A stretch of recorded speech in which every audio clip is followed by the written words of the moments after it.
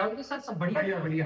Sir आपने जो video दिया था इंपॉर्टेंट चैप्टर्स फिजिक्स के या जेई में जो अपने जनवरी फर्स्ट टर्म में आने वाले हैं, सर बच्चों के बहुत मैसेज आ रहे हैं, थोड़ा सा बता दो। अरे हाँ, वो वीडियो मैंने बताया था बच्चों को इम्पोर्टेंट चैप्टर। प्लीज सर ठीक थोड़ा है, सा बता तो दीजिए। हेलो बच्चों, स्टार्ट करते हैं। अपन लोग स्टार्ट करेंगे important chapters in JEE first attempt, जनवरी अटेम्प्ट के लिए। इन चैप्टर्स को अगर आपने प्रिपेयर कर लिया तो you can easily score 98 percentile marks. ज्यादा आपको दिक्कत नहीं होगी, आप इजीली स्कोर कर सकते हो। तो देखते हैं चैप्टर वाइज। सबसे पहला चैप्टर बेटा मैं बताऊंगा ईएम वेव्स। छोटा चैप्टर है, बहुत सिंपल क्वेश्चन आता है, मोस्टली जम जाएगा। अगर आप एक दिन इस चैप्टर को दे देंगे, पीवाईक्यूज जमा लेंगे, तो आप देखेंगे कि आपको इस चैप्टर के न्यूमेरिकल जम रहे, बहुत ज्यादा थ्योरी भी नहीं है, इजीली आप रिवाइज कर सकते हो, क्वेश्चंस कर सकते हो। दूसरा चैप्टर आता है बेटा आपका सेमीकंडक्टर्स।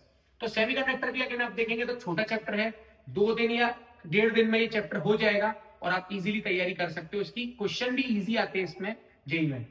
उसके बाद है dual nature, again very small chapter, बहुत बड़ा चैप्टर नहीं है, आपको करने के लिए 1 से 1.5 दिन ही लगेगा। आप आराम से उसको रिवाइज कर सकते हो, उसके पीवाईक्यूज लगा सकते हो, इजी चैप्टर है, सवाल फंसता ही है। उसके बाद आपने स्ट्रक्चर ऑफ एटम पे डायरेक्ट फार्मूला बेस्ड क्वेश्चन भी देखे गए इस चैप्टर से। अब if you know the formulas of this chapter you can easily solve the problem. अब आते हैं करंट इलेक्ट्रिसिटी पे। अगर करंट इलेक्ट्रिसिटी को देखेंगे तो आपको आना चाहिए किरचॉफ्स लॉ।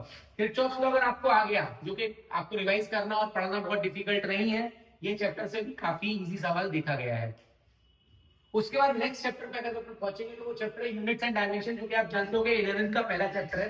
तो ये चैप्टर में देखा गया कि मोस्टली आपका स्क्रू गेज या वर्नियर कैलिपर का सवाल आ जाता है और डायमेंशंस भी कभी कभी डायरेक्ट निकालने को आ जाता है। चैप्टर बहुत इजी है, बहुत ज्यादा टेक्निकलिटीज नहीं है, आप इस चैप्टर को तैयार कर सकते हो, 1 क्वेश्चन 2 क्वेश्चन मिलने के चांसेस रहते हैं।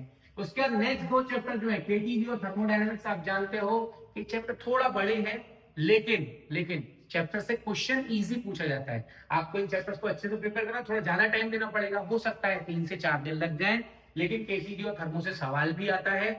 3 से 4 सवाल इन दोनों चैप्टर से मिलके आपको मिल सकते हैं एक शिफ्ट में। अब आते हैं work energy power.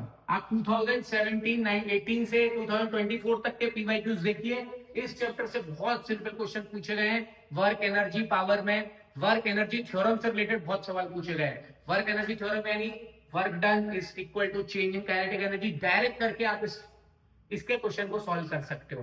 Last but not the least, AC circuits. AC circuit से अपने को लगता है चैप्टर बहुत डिफिकल्ट है, बहुत सारी चीजें, अलग अलग चीजें, लेकिन क्वेश्चन बहुत इजी बनता है। मोस्टली एलसीआर सर्किट का इंपीडेंस का सवाल बन जाता है, तो यहां से भी आपको एक क्वेश्चन मिल जाएगा। तो जैसे मैंने आपको टोटल 10 चैप्टर दिए, 10 चैप्टर में से अगर मान लीजिए आपको 12 से 14 सवाल मिल जाते हैं, तो आपका काफी अच्छा परसेंटाइल बन जाएगा। Thank you.